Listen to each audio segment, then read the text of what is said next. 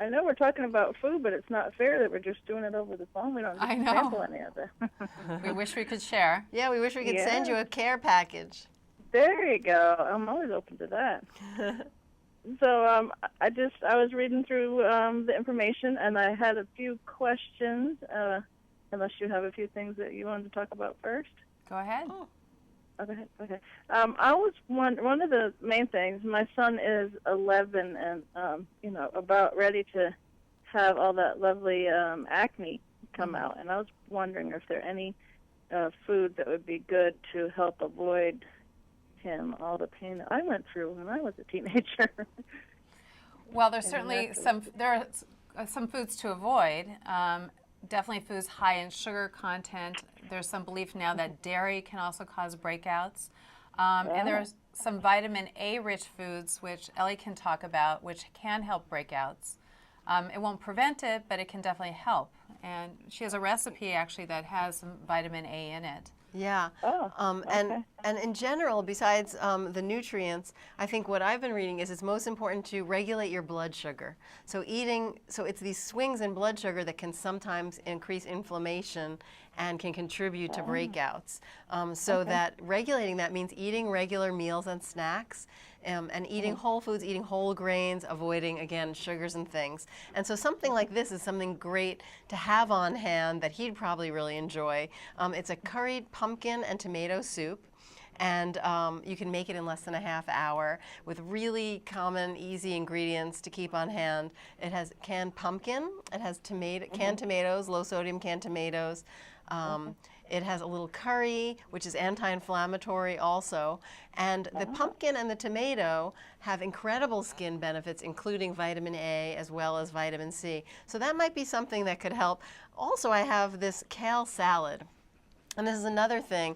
It's one of those things, it has carbohydrates in it from the kale, but the salmon will kind of do a lot to help keep blood sugar steady and also hydrate the skin. So not just for a teenage or preteen boy, but really for anyone. These are foods that are great for anyone. And that's part of the point, too, that a whole family can sit down and eat together. And nobody has to be on a special diet per se, that you can all enjoy these wonderful foods and all reap benefits in terms of your skin and overall health. Right. Now, my boys, my husband and son, don't like fish. Is there no alternative to Oh, yeah. Well, you fish? could put some chicken breast on there as well. Another thing, I think it would be important then to focus on nuts and seeds as well to make sure that they get a good source of the omega fats, because these fats are really good for your skin. And walnuts have them.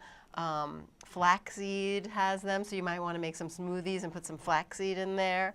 Also, chia seeds. Chia, exactly. We're on the same page, Pam. Ambassador, yeah. Yeah, exactly. And these you foods can put that in about anything, right? Oh, yeah. These foods are hydrating, too, which obviously is important during the winter months. And as a dermatologist, not only to me is it important to hydrate from the inside, but also from the outside. And I'm always looking for that great moisturizer during the winter months. And I have found it this summer with the Simples Replenishing Rich Moisturizer, which doubles the hydration immediately. So it's important, even if you have acne breakouts, it's important to hydrate the skin as well, especially if you're over drying it with some of the drying products. Right. Yeah, and these recipes, by the way, my kale salad, the soup, and these cherry chocolate clusters can be found on Pinterest.com/Simple SkinCare. Simple SkinCare. Okay.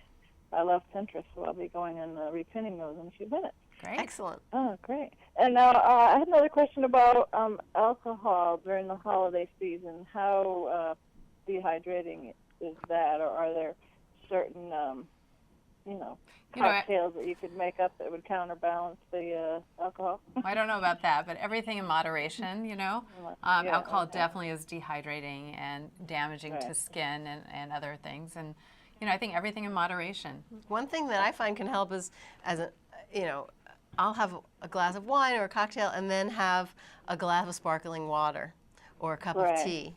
And so if you can alternate, then you at least are rehydrating in between and kind of pacing yourself out for a party or whatever. Now, how about coffee? I've heard that coffee is more dehydrating than hydrating. Actually, the net is hydration, I believe. That when you drink coffee, you actually do get more liquid than you wind up expending, from how I understand it. But actually, tea is a little more considerably more skin friendly, skin loving than coffee, because tea has flavonoids in it that really benefit your skin and can help with wrinkling and so on. And it also has a little bit less caffeine, or significantly less caffeine, so it's a little more gentle. You'll still get that little boost, but you won't be, it won't be as harsh. So, well, Pam, I guess we got to run, but it's been really a pleasure chatting with you, and happy holiday. You too. Have a great day. You too. Thank you very much, ladies.